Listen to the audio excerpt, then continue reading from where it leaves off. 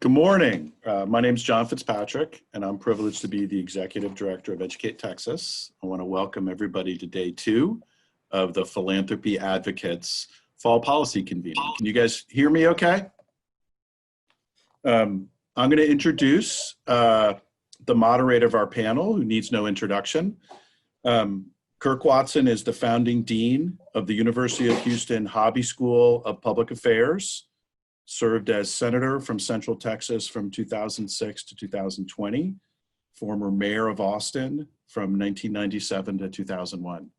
And when I think of Kirk Watson, I think of 3 things. I think of a third-way leader who was always trying to find the different path, between the Democratic way and the Republican way, and seeing to do that in the Senate with the Dell Medical School, with the Dell Hospital, as mayor, sort of working on both economic development and environmental protection. There's no one who did his homework more as a state senator, so he has done his homework for this panel and has a great list of questions. And then finally, kind of my experience working with elected officials and leaders, over the last 3 decades is it's less about the individual issues and it's more about the character and integrity and how people make decisions. And I think that's something that Kirk Watson is known for.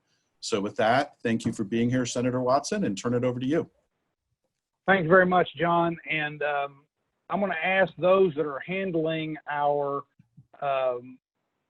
technology if you can mute everyone except for the speakers, because I'm hearing everybody come on and as they come into our show here, and that's causing a disruption of the speaker. The other thing I'll mention is for those, I'm told that because I've called in to this, because we were having a little bit technology problem with my computer apparently, because I've called in that when I speak, apparently my video disappears, or at least that's what I've been told. So I apologize for that, but I just want to explain that that's what's happening is I'm on a phone, but I can see the video. This is really a neat thing for me. As John indicated in that introduction, I was in the Texas Senate until April 30th of this year, when I left the Senate to become the founding dean of the Hobby School of Public Affairs. And so it's a neat thing for me to get to be the moderator of this panel, and particularly since I get to ask questions of and be with some of my friends from the Texas Legislature, people that I've worked very closely with in one way or another. While I have been, while I was in the legislature, and I look forward to continue to work with them. Let me introduce you to them in alphabetical order, and then we'll start asking questions and start talking about all this. I want to first introduce you to Chairman Giovanni Capriglione. Chairman Capriglione is the chair of the House Appropriations Committee, and which, of course, as all of you probably already know, but I'll just say it out loud, is the committee in the Texas House of Representatives that deals with the budget. And so he has been working on that during this interim as we head into January of next year. He lives in the Dallas-Fort Worth area. He owns his own small business, Texas Adventure Capital, LLC. He was elected to the House of Representatives in 2012 and is serving his 4th term representing District 98. And as I've indicated, he chairs the House Appropriations Committee. I'll tell you that Chairman Capriglione and I became close friends when we worked very closely together on open government issues and for multiple sessions, and had some success in this last session. And so it's good to see him again and to be able to thank him again for the good work that he's done in that area as well. The second member of the panel that I'll introduce is Chairman Dan Huberty. Chairman Huberty, to those of y'all that know education, know Chairman Huberty very well, because he is the chair of the House Committee on Public Education. He was sworn in to serve District 127 in the Texas House of Representatives, which is the Harris County area, in January of 2011. He has been reelected to that seat 4 times and has served in multiple legislative sessions. He, for multiple sessions, was one of the leaders in the legislature on school finance and public education, obviously from his chairmanship. He was the author, the House author in the 86th legislative session, the one we just finished, of HB 3, which we'll talk quite a bit about here in just a second, but everybody on this call probably already knows about that. That was my first session, really, to have the opportunity to work with Chairman Huberty. I also got to serve on the conference committee for HB 3, but he did yeoman's work and was a tremendous leader in that regard. The next person I want to introduce is Chairman Larry Taylor, who is on the other side of the Capitol, and he is the chair of the Senate Committee on Education in the Senate. He also serves on the Finance Committee. He was elected to the Texas Senate in 2012, representing Senate District 11, and he has served, before that, he served 5 terms in the Texas House. On the Senate side, he was our leader with regard to HB 3. Senator Taylor and I go way back, including the fact that we sat next to each other on the Senate floor, which made it a very enjoyable. Like I say, he's someone that I know very well. So this is going to be a fun opportunity to talk to everybody. Let me do that. Let's start this off. Here's the way I want to start this. I want to go first to the House members because I want to start off with something easy. Who's going to be the speaker? Have you filed yet? Well, I was going to ask, I was going to see if either one of you wanted to make some news right now and announce that you're running for speaker.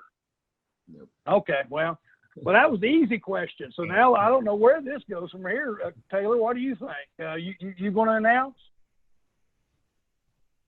Oh, you're muted.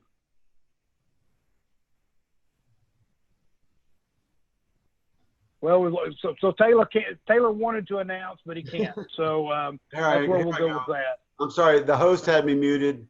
I kept trying to click the unmute. But no, I'm probably going to go ahead and stick with the Senate. I've been in the House before. I spent about 5 sessions over there. And frankly, the speaker job is not one that I want. Well, it looks like we have with us today the 3 members of the legislature that aren't running for speaker. So that works out great. Let me start off with something that, and we're going to get, I want everybody to know, we will get to questions about HB 3 and other issues, but I want to start off with kind of the overriding issue that plays a role in everything that's going to happen in January, and that is the budget itself. So let's start with kind of a general discussion about that. And I'm going to start, if y'all don't mind, with Chairman Capriglione, who chairs Appropriations, and ask you, tell us a little bit, what's our status right now as we are coming up on November before the January session, and what do you expect with regard to the budget? Well, first, Senator, thank you for having me here. Thank everyone for being on here. You mentioned it, but I'll tell you, when I think back at my legislative career, one of the most important things I ever worked on and one of the most fun things I ever worked on was with you on our transparency legislation. It was great. All we were trying to do, and we finally got done, was let taxpayers have the ability to see more about how government spends its money. I think it wouldn't be that tough, but it was. And I guess what I'll also say is this budget and the situation we're in now is even going to be more difficult than that. Yeah. We have a lot of, I'll say, significant challenges in front of us. Since March, up until March, we were on all 8 cylinders going. We were headed towards probably the best revenue, the best economic boon we'd ever seen in the history of Texas. And then, just like everybody knows, in March, it started to rapidly decline.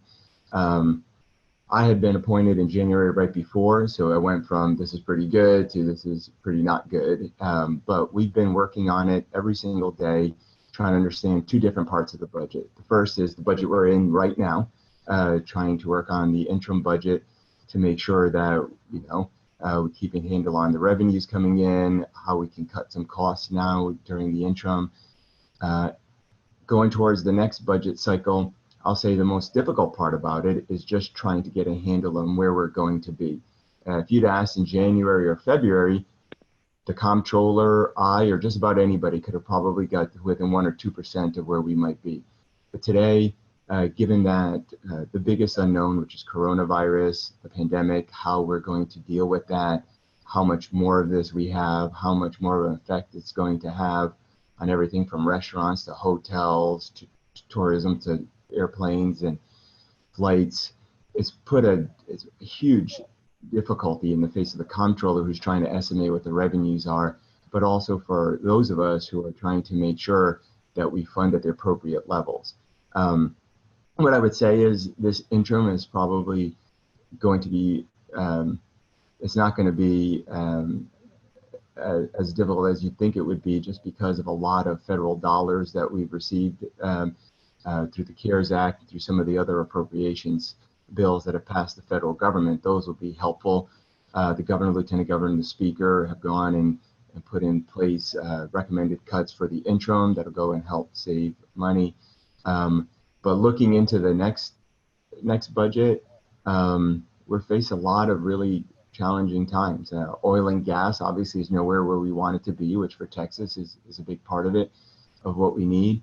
And we're in the middle of it. I'm here in Tarrant County, but I'm sure it's happening. I know it is in El Paso and some other areas. We're having higher case counts, which is not going to be helpful for revenue as well. So I wish I could be more optimistic, but it is what it is. We're going to have a tough time ahead of us. So Chairman Taylor, you sit on the Senate Finance Committee. Let's talk from the Senate perspective just a second, if you don't mind. You just heard the chair of the House Appropriations talk a little bit about the upcoming budget. How do you react to that? Well, I think it is going to be, you know, Kirk, you've been there. We've had several budget sessions. This will be my third budget session since I started in 2003. And they're challenging. It kind of overrides almost everything else we do, because if a bill has a fiscal note attached to it where it costs money, it has a really high hurdle to clear before it gets passed. I think with COVID, this is, you know, every session is unique and has its own personality. This becoming my 10th session is going to be more unique than everyone we've ever had ever. Yeah. Some of it just do the physical logistics of what it's going to look like. But as far as the budget, I mean, we do have a rainy day fund that's going to help us through this. We have received federal funds, as Chairman Capriglione has mentioned. We have a committed focus by the leadership. I think all the leadership has said they are committed to continue with the education funding that we did last session, as put every effort in we can to make sure that happens. With the federal government, the rainy day fund, and some of the things actually that you worked on last session, helping get funds out of the land board, and the State Board of Education is going to help with that. But it's going to be a difficult session. I mean, these are just challenging times. The best thing that can happen for us is that we do get this economy moving between now and January, because the comptroller is going to come up with a revenue estimate based on what he sees the economy looking like. And the best thing we can give him is a little a tailwind that things are picking up, and he can make a more robust revenue estimate for it. Because as people don't understand, in Texas, that's how much money we have to spend. When he gives us that number, it's a balanced budget requirement. And so the best, rosier picture we can give him at that point, the better we'll all be as far as budgeting the items that the people of Texas require and expect from their state government. Well, I'm sure everybody appreciates that kind of the general analysis of how we're going to look at the budget. Let me ask all three of you, from what you know,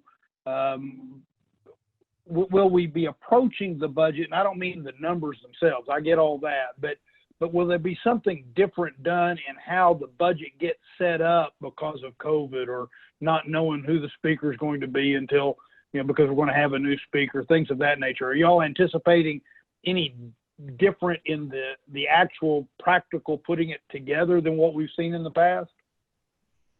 Well, if I can just, we have been working in a lot of ways similar and in some ways different, right? So maybe before we would have had more public hearings, right? For instance, right? We would have had a lot more conversation.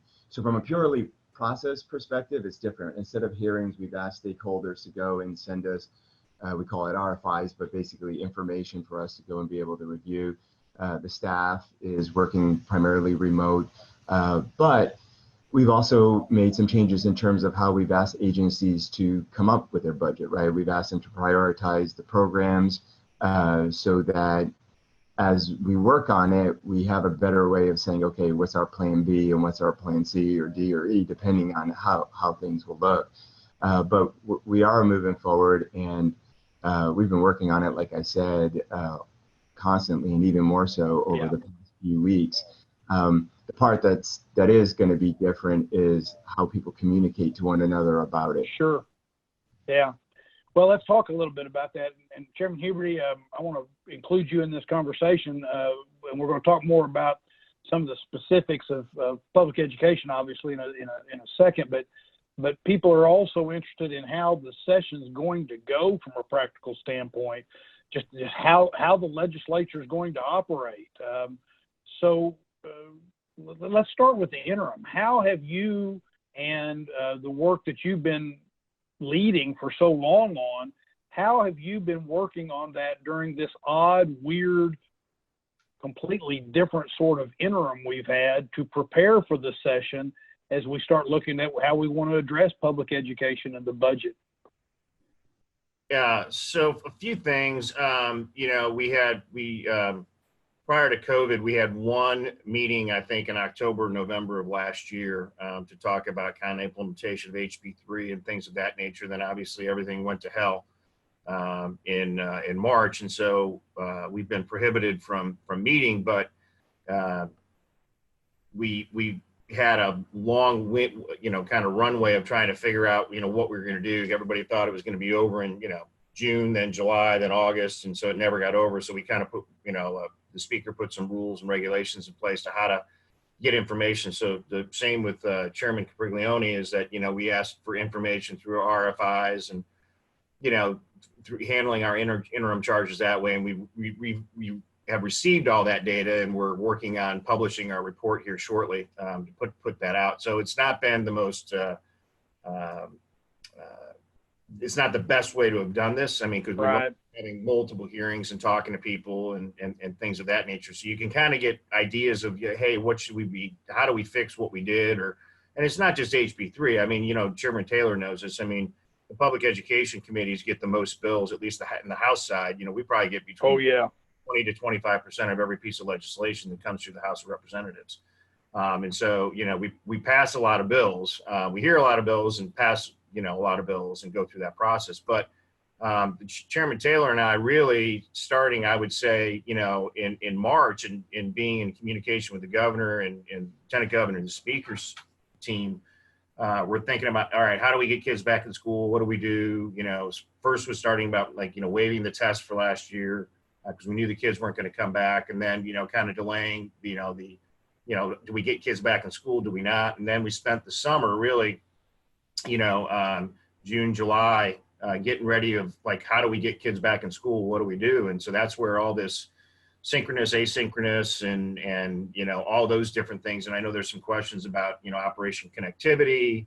I mean, we spent, basically it was like a full-time job, June, July, August, and to this day of trying to figure out, getting schools open, how do we get them open safely, and, having, all kinds of communication with superintendents, which, by the way, they've been great. And, and making sure that our teachers are safe, our kids are safe, and parents feel safe, and getting kids back in the classroom. I mean, that was really the goal that we worked on. So, that's kind of the different thing that's happened. Nobody's ever done this. It's kind of like I said to somebody this morning, it's like building the car while you're driving it, and you got 20 miles to, fix something that's broken. Right. And so that's really kind of what's been happening. And, even last week, we found another problem in, like with the rural school districts dealing with, synchronous problems and kids that are failing. And, we've got some flaws in some of the FAQs that are out there that we're trying to get fixed. So, I mean, those are really the things that we've been doing. And then, candidly spending a lot of time on the phone with my colleagues, with their superintendents and questions that they have, and going up to their districts and talking to their superintendents and trying to figure out, what do they need, and, how do we go forward? And so those are all the things that I think that we've really been spending a tremendous amount of time in during this interim session, which, typically that's just on autopilot. You know, that's just Sure. superintendents do themselves. But it's been a tremendous amount of work to figure that out. And I'm proud to say it's that, you know, we've been very successful. I think Texas has been really kind of a role model for many other states that didn't really know what to do, and because nobody's knew what to do. I mean, it's a new thing. You know, you got, you know, start out with, you know, some school districts 100% of your kids being online. It's like, well, that's never happened before, you know. So what do you do? And so those are things that are great. But the takeaway from it really is that we found is that the model for virtual learning is something that we need to expand upon in the state of Texas, specifically as long as it's, you know, within the ISDs, you know, where I think that we can expand upon this and build upon that. And so we've done some really remarkable things, and we have to expand on that and build on that. And I'm gonna, my hats off to Chairman Capriglione and Chairwoman Nelson, because we work really closely, and I know Chairman Taylor did, with them, talking about, you know, hey, we need money for these things, you know, for these certain things, and they were very generous with working with us. And so, you know, it's not just, you know, what the chairman and I have done, but, you know, also what the Senate Finance and Appropriators have done throughout this process. So it's been a very collaborative process to get these kids back in school, which, you know, in my opinion, is the best way for them to learn. Let me ask all of you, kind of off of what Chairman Huberty just said. As we go into this session, obviously it's going to be different. Let me ask kind of two questions and then ask each one of you to quickly respond to it. One is, how do you anticipate that in your chamber, the House and the Senate, how do you anticipate that hearings will be conducted and people will be able to give their input?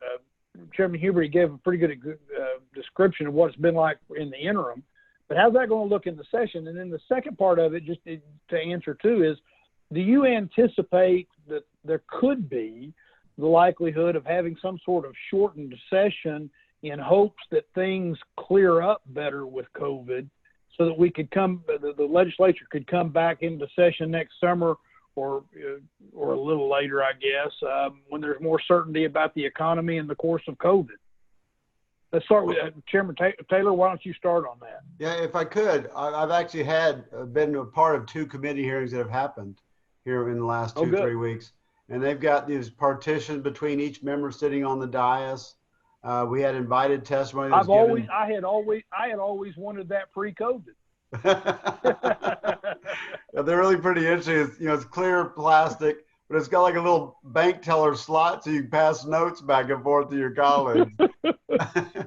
but we did have the hearing. It was virtual testimony, but the hearing room, you know, we don't have any committee staff sitting behind us. They're actually in the audience. So there's really no room for very many people to be in the audience. So You're already going to have fewer abilities to have committee hearings, because you're having to use another committee room for backup for the room that you're in. So I think you're going to see a lot fewer bills that are actually referred to committee or taken up at committee, because you're not going to have the same amount of committee time to work on that. It is going to be challenging. We do have rapid tests that are coming online. We can do temperature checks.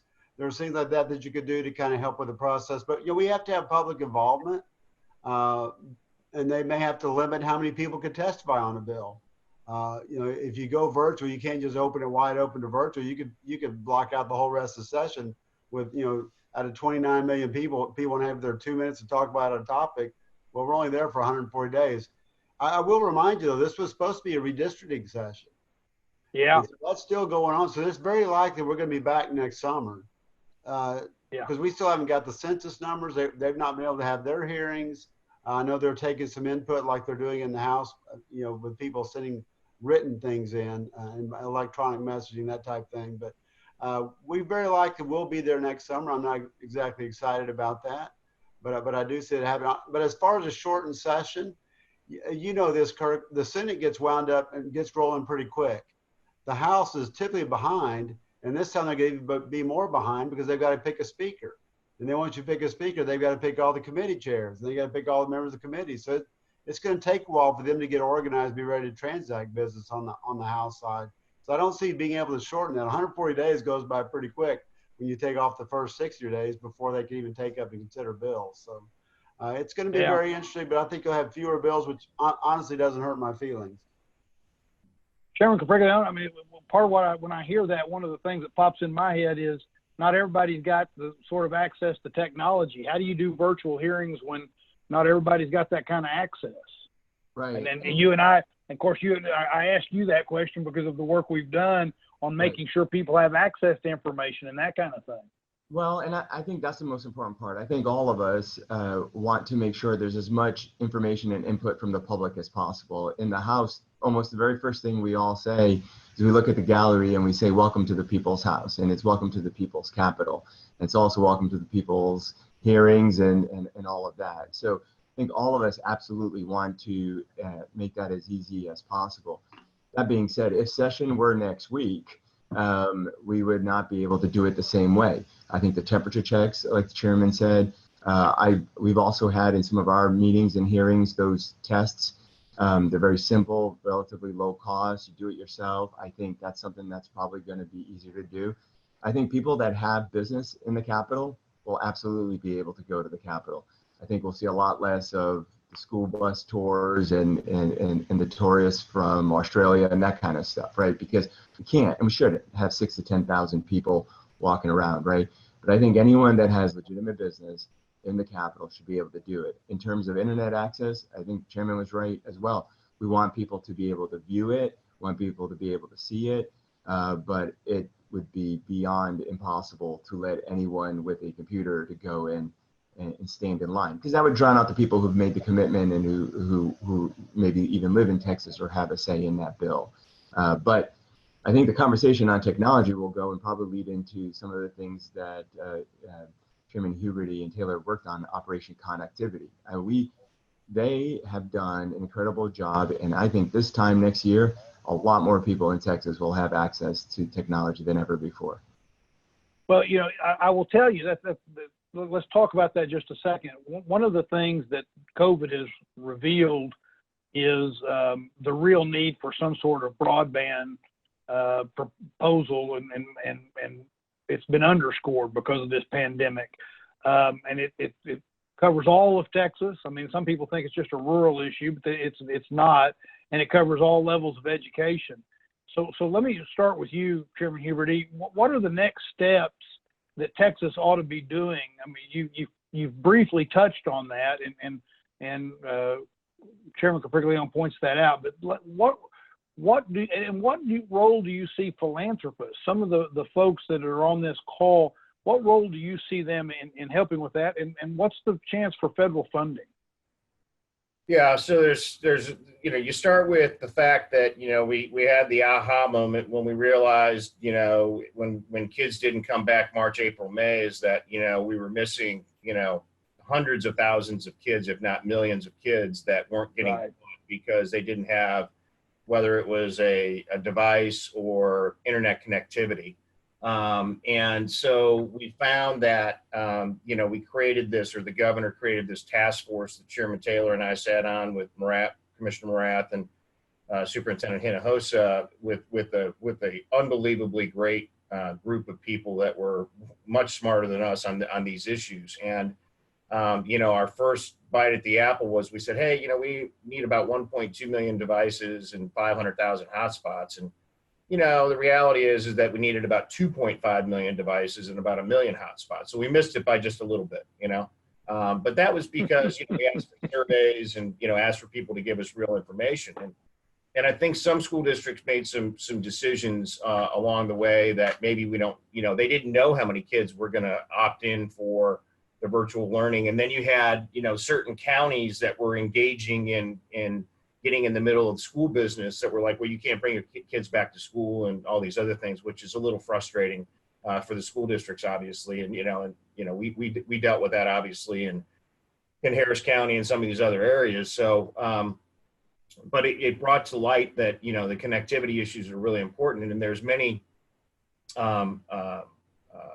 businesses that were engaging and, offering to support this effort and provide resources and money and laptops and things of that nature. And so that was really remarkable. Obviously, the areas that need it the most, the socioeconomic disadvantaged children.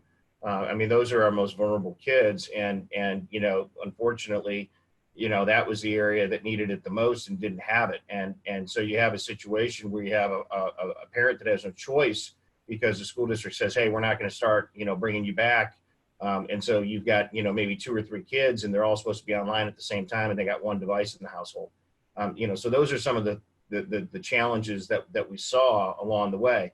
So on a pressing forward basis, as we've learned through this process, is that, Chairman Aycock, and for years had been working on that issue because of he kind of lived in a rural area and Right. other people that live in the rural areas. It's not living in, Kingwood, Texas, where I live, or Friendswood, or up in the Fort Worth area where Chairman Capriglione lives. It's, East Texas, West Texas. It's, those areas that are having the issues. And we've got to be serious about this. I mean, we've got to take. But also in the urban areas. Yeah, sure. No, there's no doubt about that. There's no doubt. I'm not dismissing that at all. But obviously, it's easier to get. It's easier to get that. But one of the things we struggled with is that you have a lot of, in the urban areas, you have a lot of transient people, meaning they move from place to place, or if you have homeless kids or foster kids or things of that nature, and you're providing a device into the household, and then all of a sudden a month later they're gone, you're doing it again and again and again. So, it's a significant issue that we've been trying to solve for many, many, many years. And, this is, in my opinion, should be one of the number one priorities, if not, one of those emergency items that comes up that says, hey, we recognize this is a problem, let's get this fixed. And we need to treat it the same way that we treat any other infrastructure, whether it's water or highways, things of that nature, that this is an infrastructure issue on a go-forward basis. Because when you think about, the population of the state of Texas and the amount of kids that are in there, they represent, roughly 20+% of the population of the state of Texas. Why are we not taking care of those kids? It's going to be so important that we have that. And I'm not suggesting that, everybody gets free internet. That's not the point. It's just, we've got to give the access to it. And then if it's a socioeconomic issue, we can figure out a way within the formulas to be able to deal with that. What's the likelihood, Chairman Taylor, we'll have a plan come out of this next session with regard to broadband that really is a plan that, not everybody will agree with it, I know that, but really is a plan for how we achieve what Chairman Huberty's talking about? Well, if you'll remember, a couple sessions ago, we passed that E-rate grant that got over 98% of our school campuses have broadband access now, which helps the community. If you can get it to the school, it helps get to the community. But the Operation Connectivity, we've been working on that. We use some of the CARE Act funding to provide devices, hotspots in places where they don't have broadband. And I'm sorry, we've also worked with our area broadband providers. They've got $10 a month plans that they can provide broadband in homes where they have broadband available. And then beyond that, the cell carriers we're working on the plans and negotiating with them to come with a low cost broadband access to cell coverage. Not broadband, but high speed data. That's obviously not the best, but it's better than not having it all. And this is a very important thing. We've been working in House Bill 3. A whole lot of it was about how do we get these kids in low income households the education they need and deserve and that we want them to have. And all of a sudden COVID comes along and now we got another gap. Those same kids are the ones that don't have the connectivity. So it's a very important topic. I think we're working on that. The state made substantial investments and got ahead of the curve by buying in bulk to get ahead of a lot of other states who are buying piecemeal. So we've got those devices, I think for the most part, are out there. We've still got some coming, but I think we've made great strides and we'll continue working on that and working with our providers here in the state. I think we'll get that done by and large to most of our students. If they're not already there, get them there very quickly to have that done. And if you think about it, we increased funding for these low income kids. And we spend thousands of dollars per student.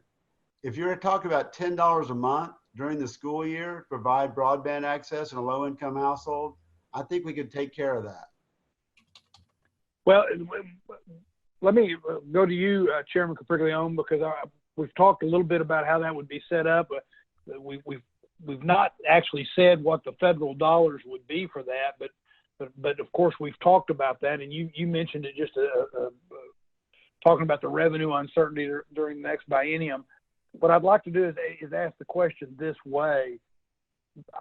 I'm old enough to remember in 2009, after the 2008 crash, that in 2009 the budget was plugged. There were some that denied that it was done this way, but the budget was plugged with a lot of federal revenue.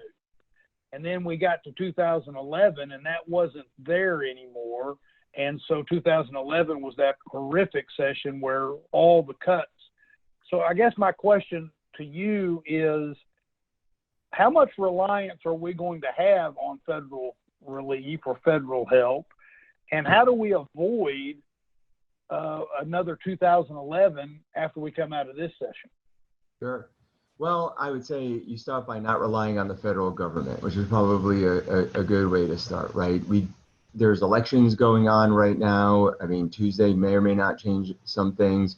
So we don't know what more additional dollars are going to come in. But what we do know is with the dollars that we have, a couple of things. One, maybe a difference between now than in 2008, 2009 is we're being very careful as we spend those dollars not to create new programs. Okay, because I think if you go and you create a new program with some of those dollars, then it's going to be a challenge when those dollars go away to keep that going, right? The second thing to keep in mind is most of this money actually expires 12/31, and it's meant to go and pay for expenses directly related to COVID, right? So in the case of, hey, because of COVID, we need to provide more internet access and capabilities, so we buy laptops and other devices. That's a direct expense, and that's going out there. So is that can I interrupt you? Is that the money that Chairman Taylor was talking about when he said there was CARE Act money that was utilized? Yeah, we received, like I said, it's in about 72 different buckets of money. So, but the largest is the CRF funding that goes and that we've been using to do things like buy PPE, to go and help with internet access, to go and stand up the National Guard in some cases to provide testing for individuals. We used it for rental assistance, eviction mitigation, to go and help provide medical professionals to go into these hotspots as they're needed. So a lot of these expenses, different than in 2008, isn't to plug up revenue at all. And these dollars are going to handle the expenses that we're incurring because of this pandemic. So as soon as the pandemic hopefully is over, we're able to do that. The issue is, though, is what if the pandemic keeps going on past the amount of time where we spend all those dollars? And that's something that, you know, the federal government will have to eventually go and support, not just Texas, but other states as well. And Kirk, yeah, please, Chairman Taylor, go ahead. I mentioned this earlier, but the best thing that can happen is get the economy going. We don't want to still be in this economic slump, not this session, but the next session too. We just need to get our economy moving again. And if COVID's going to still be around, we've got to find a way to work around it and continue moving forward. We can't just, sit dead in the water for 2 or 3 years. Well, I know a couple of you, I hear you. I know a couple of you are going to have to sign off of this earlier than our 11:30. So I want to ask 2 questions out of this and make sure I get everybody's answers on this. As I listen to these answers, let me ask it this way. HB3, which we're all very proud of, and I know I am, and I got to serve with 2 of the 3 of you on a conference committee where I think the legislature made history. But even then, when we passed this thing, we were all worried about how we were going to pay for it and whether or not Texas would have the discipline to stick with it over the long haul. So let me ask all 3 of you, heads up, how do we assure that Texas stays committed to HB3, and where are we going to find the money? And then the second question I want to have is, as we talk about all this federal money and different things, people keep bringing up how we deal with Medicaid, and I know it's one of those things that has been off limits. But is it now time to try to draw down additional federal funds that will take well, from my perspective, would be helpful to local governments and to the state? So Chairman Taylor, let me start with you. Talk about HB3 and Medicaid, because those are two big parts of our budget. Well, as you know, I primarily work on education, and the healthcare goes out of lowest code course and all that. But Right. I'll just say that we have a full commitment to do everything we can to preserve that funding. And I think it's important to note for people, House Bill 3, we didn't increase funding with grants. It was put in the formula. So that's a pretty high level of commitment that we're going to do that. And those become dollars that we have to spend when we put it in the formulas. Barring some huge event, that's going to happen. So I think there's a high level of commitment on that. I think there's still a lot of debate on the expansion of Medicaid with what's going on. So I don't really want to spend a lot of time on that because that's really not my area that I work in. Got it. But I just know there's a lot of debate on that. Chairman Huberty, talk about how we assure that. I remember you and I talking about wanting to make sure that commitment lives on, right? How do we make sure the commitment to HB3 lives on, and where do we find the money to make sure that it does? Yeah, I mean, that's great. Senator, I recall that, you stood on the House, or not the House floor, the Senate floor. You should have been over in the House, but anyways, because maybe people would listen to you, but over on the Senate floor, talking about, revenue sources and how do we find money? Yes. What do we do, right? And to come up with ideas and concepts. And I remember Chairman Taylor and I talked a lot about that. And, we had an idea, and I tell people this, I said, we sat around a table and came up with the best, worst ideas that we could come up with, we had the sales tax swap and that went over like a lead balloon, obviously,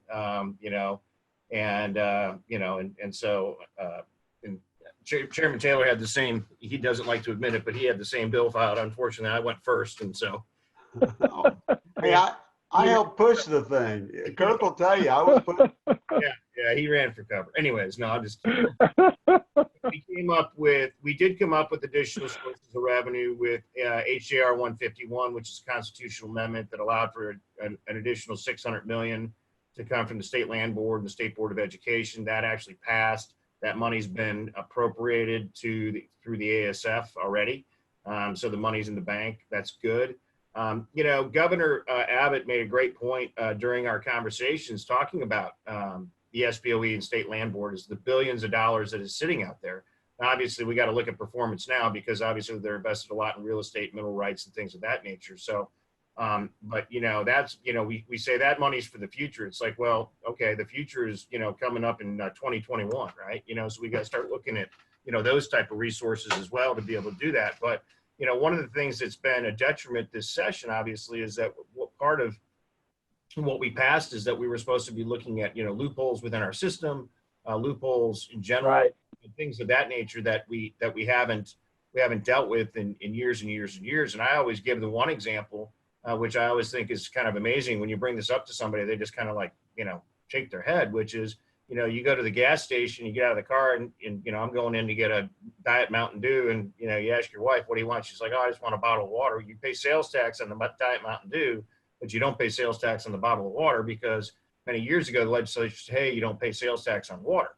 But that was when you bought water in gallon jugs, at the grocery store. So it's, it was a different issue. And so those are little things that, you kind of look at and scratch your head about. And, like Chairman Taylor, my focus has always just been on education. This has been a struggle, on the Medicaid thing. And I hope, Chairman Capriglione could probably shed some more light on it because as an appropriator, he probably deals with this a lot more than us. The fact of the matter is we've got millions of people that are uninsured in the state of Texas. And you ultimately end up paying for them no matter what, because they usually, they get so sick because they don't go to the doctor or whatever else it is. And then all of a sudden what happens is our emergency rooms get overrun. And so the emergency rooms become like their, general practitioner. But they become so sick that it becomes, unbearable. And so, and we have a policy and that, you can't turn away sick people. So you've got these county hospitals that are just getting killed. And so, do we have to deal with this? Absolutely. And we have to have the right people that have the political courage to be able to deal with this as we go forward. I'm not suggesting that we, I remember when Tommy Williams was there, Senator Williams was there and he was chairman. And at the time, it was like, okay, you can take the $5 billion and then it goes down and down, it goes down, basically over a period of time. Then you got to figure out a way to fund that, and so we got to have a real conversation as we go forward about these things. And I think it's critical for us to do that. And I'm not sitting here saying, hey, we're raising taxes, we're doing any of those things, because I'm not. What I'm saying is there's ways to be efficient within our budget. There's loopholes within our current system today. Let's have an honest conversation about that. And I was hopeful that we would have been able to do that during this interim. And just because the way that it's worked, we just haven't been able to do it. And, that gives you the ideas of, okay, what should we do? What should we do as we go forward? And I know that, as we proceed through this, I served in my very first session was in 11. I was a former school board guy, and I came in and said, hey, I'm going to go fix education. And then we ended up cutting $5.4 billion out of the education bank, right? And, Gio missed that whole lovely session. So he's going to get to deal he's going to get a full flavor of everything this time. Oh, yeah, he is. So. Hey, before I go back to you, Chairman Capriglione, on a budget question, because I know I'm going to lose my 2 chairs of education. Chairman Taylor, can you real quickly give me your one thing that you think needs to be cleaned up in HB3? And then I'm going to ask the same thing of Chairman Huberty before he needs to go. I mean, stuff that he was just referring to that we thought we were going to be able to play with during the interim. And then I know you need to go, Chairman Taylor. And if I could, I want to give you a little bit of a plug here as well. Kirk, one of the things we did was a Wayfair decision as part of the tree fund. That was estimated to bring in like 300 million. We brought in 900 million for internet sales that we would not have gotten without doing that. So there are things coming. Internet sales are still going crazy. We're actually doing better. Well, particularly right now. The sales tax. As far as things to fix on HB3, we know in a major bill like that, 300 plus pages, as complex as it was, we know there's little things. There's CTE things we got to take care of. There's special ed. We got to make sure we keep the funding up. When you do something as complex as we are working on, literally we'd have an idea. The guys at TEA would have to take like a day and a half to run it through the formulas to tell us how that worked for every district in Texas. So there's always going to be some unintended things. We've given some latitude to the commissioner to fix a lot of those things in the interim. But there's a few things we'll still be working on. And we're going to make sure that that's taken care of. And I'm sorry I have to sign off, but Kirk, it's great to see you. Chairman. Great to see you, Larry. Thank you. Good to see you all as well. Thank you all for allowing me to be a part of this. Have a great day. Thanks for all your work. Thanks, sir. Chairman Huberty, let me come back to you, and because I know you're going to need to be the next guest that leaves. Yeah. So let me ask you. You referenced it, wanting to do some cleanup. Give us all your top 1, 2, or 3 things that you think needs to be cleaned up, or you anticipate needs to be cleaned up that we didn't really get to do because of all this yah. I think number one is obviously the special education formulas. We found that, and we learned this the hard way during this pandemic, specifically if you recall, Senator, when we were talking about, and Senator West was really adamant about this on the policy of defining what is a free and reduced lunch as compared to what compensatory education is about. So we mandated that, 55% of that money be spent like legitimately in the classroom where it's at. And it was interesting. I had a conversation with a couple of my superintendents, and they said, well, and the CFO was in the room, and he's like, yeah, we didn't know how we were going to spend that money. It was really hard, but we ended up, figuring out, certain, basically ways to spend the money. And I'm certain she was like kicking him under the table, but I said, no, look, tell me what the number is then, if we're forcing you to spend money just because to spend money, that's like, it's like government at its best, right? It's like, well, I got a budget of $1 million, but I only really need $950, but I'm going to go spend the whole $1 million because if I don't, that's what I won't get next year, right? I mean, it's just the way that it is. I mean, that's probably the number one thing that I've heard. And then it's really not related to HB3. It's really related to, the education code. And I'll let Gio speak on this, but I just got the new book on the education code, and I just saw it. It's about that thick, it's crazy. And you look at some of the stuff that's in there, and it's like the mandates that we have are so much on the school districts right now. And we really handcuff them, especially during this period of time, on attendance and things of that nature that are tied to ADA. And, I've tried for years to look at it and say, look, it's about education. And, when we went to the minutes, we thought that would help and it would free them up. And candidly, it's made it worse, created much more work on the teachers because of some of the restrictions and the policies that we put in place.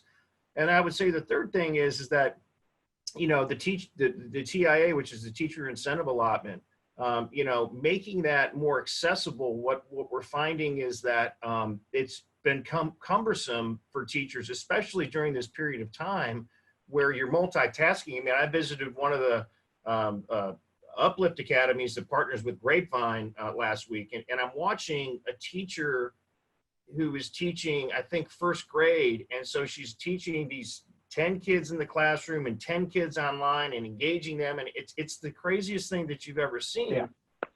And it's like, and then, oh, by the way, she's got to make sure that Johnny's not going to the bathroom while, she's trying to ask him a question, or, mom's coming in and asking him to do something and all this stuff. And so how do we incentivize? I mean, so we got to change the methodology of that thinking as well, because we always thought that, merit pay and all these other wonderful things of teaching the toughest kids. Well, the merit pay is like the ACE program in Dallas. It's like, we'll go to the toughest campus.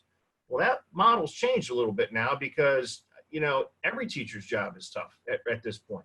And so we got to figure out ways to be able to deal with that, So I'm going to let Gio get on that, but I'm going to go grab the book out of the office. I want to show it to you because it's the craziest thing. Good. Yeah. And on Respond to that, Representative Capriglione. Yeah, no, I do. And, he talked about Grapevine. And so I got a chance. And you represent Grapevine. I do. And I got a chance to go and tour the high school. I went actually all the way from kindergarten to AP Physics to CTE and get to see this. And I get to have an opportunity to talk to teachers one-on-one and principals and so on. And what he was talking about merit pay and so on is dead on, because here's the reality. Every teacher is working really hard in an uncomfortable, unusual, different situations they've ever had. They did a survey of the teachers, and the average teacher is putting in about 63 hours a week now, with the top at about 80 to 85 hours per week. And it's exactly what the chairman said is you have a class, but the class is two classes. Half of them are in between 5 and 15 different homes outside. You have cameras inside. You have people now at different levels asking questions from different areas. And they're having to deal with, just like we have to deal with new technology all the time, except they're having to deal also like they're almost like a mini IT department, right? Because some parents don't know how to get their kids on. The kids don't know how to do it. There's connectivity issues and so on. So when we talk about merit, we just got to also understand that all of them are working really, really hard right now.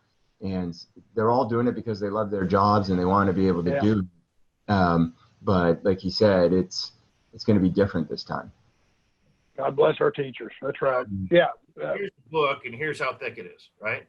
I mean, so that's if you can see it. This is the education policy, that's been created over, 150 years in the state of Texas. And you look at this, and this is the first time ever, really, that we changed the education code where we, you go and you look at chapter 41 and 42. They're completely gone, completely rewritten.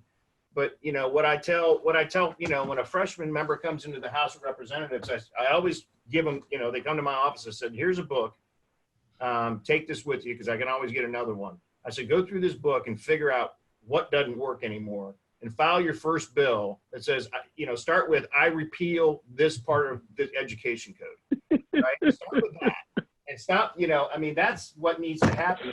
We need less laws versus more laws, especially related to education. And we don't know who's going to be in charge of the House. We don't know if the Republicans are going to win or the Democrats are going to win or who's going to be the speaker or who's going to be the chairman, and the same with Gio. We're doing the best we can right now to get us to the start of the session, run through the tape. And then, if new leadership comes in and, they want to go different direction, that's absolutely their ability to do that and support that. But, we're doing everything we can to get the budget ready to go, get schools open, do everything we can. We'll both be there, God willing, on Tuesday. But it's going to be a tough session. And, we've got smart people like Gio that are working their tail off and the work that they're doing right now is underappreciated. Nobody sees, you know, the stuff in the background that happens. Yeah. And I'm not just No, missing that's right. the committees that are out there at all. But, you know, the reality is that this has been just such a challenge for all of us this last 6 months. And, you know, I'd like to get back to some normalcy, to be honest with you, and go ride our I'm with you on that. motorcycle. I'm with you on that. Go ride And our I know you need to log off. So let me just say on behalf of everybody, Chairman Huberty, thank you for your service. I tell people this all the time. I really enjoyed last session working with you all the way through the conference committee on HB3, and appreciate what you've been doing for us during the interim. And as you say goodbye, let us all say thank you to you. Thanks, Dan. Good to see you, Senator. Take care. See you, Gio. Chairman Capriglione, I thought I would, because I've got just a minute with you, I thought I'd go back to something that Chairman Huberty said, where you wearing your hat as chair of appropriations. You know, he talked about bottled water. I will tell you that last session when Lieutenant Governor Patrick created his special working group on revenue, that was one of the big issues. Another was treating vaping the same way we treat cigarettes and Right. the tax that we have on cigarettes.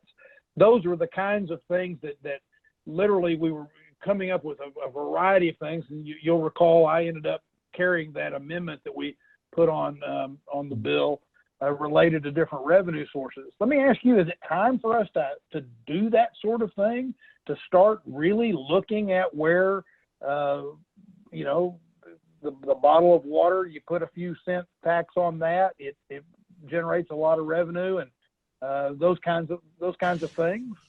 Well, I would say, and I've seen this in other places too, is the reality is in these times of economic uncertainty and high unemployment, it's probably not a good idea to start thinking of new taxes or fees to go and put on individuals, right? Because that's not going to be helpful at all.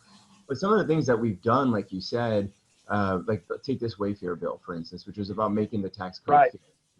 That was originally slated to bring in about $500 million.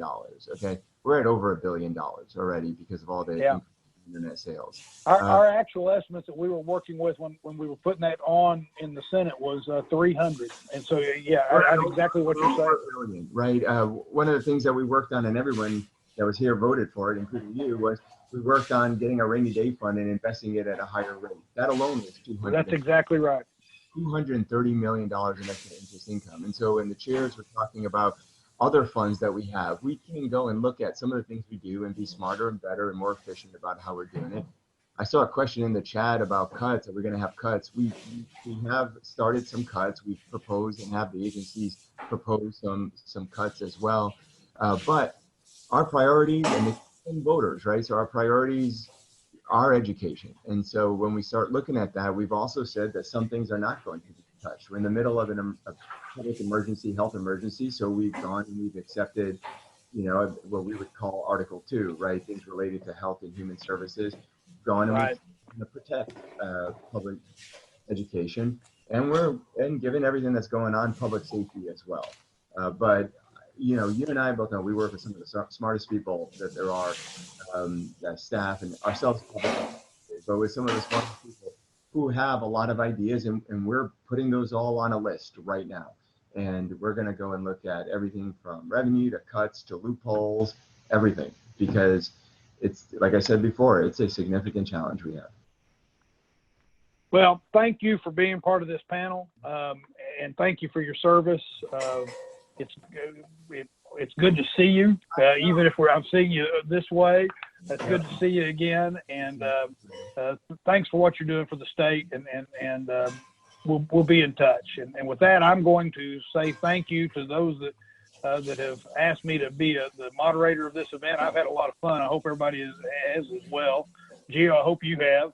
And I'm going to turn it back over to John Fitzpatrick. Well, thank you so much. This was amazing. Chairman Capriglione, we're really lucky, you know, to have you in this role. And it's a tough job. And so we just appreciate your public service, and we appreciate, you know, how much you care about Texas. And I think we learned a lot from the call today. I'm not sure if it's Dean Watson or Senator Watson, but this was awesome. You know, you did a great job. And again, I think on behalf of all the foundation and the philanthropic leaders that are on this call, You know, we've had a great relationship with you for a long time, and we look forward to continuing that, you know, with the University of Houston, and hopefully you'll come back, you know, and help moderate and help us have the discourse. So thank you. You know, we'll be in continued conversation with you, Chairman Capriglione, and you know, the only regret is that I didn't get to hear the senator sing his Enrique Iglesias cover, but maybe the next time. Oh, I know. Yeah, yeah. Well, not everybody knows that joke, but I do owe you that, don't I? Well, I think that'll be, you know, we'll put that on Twitter, Chairman Capriglione, and it'll just blow up. So thank you guys. We appreciate Everybody it. stay safe, happy, and healthy. Bye-bye. All right. Bye-bye.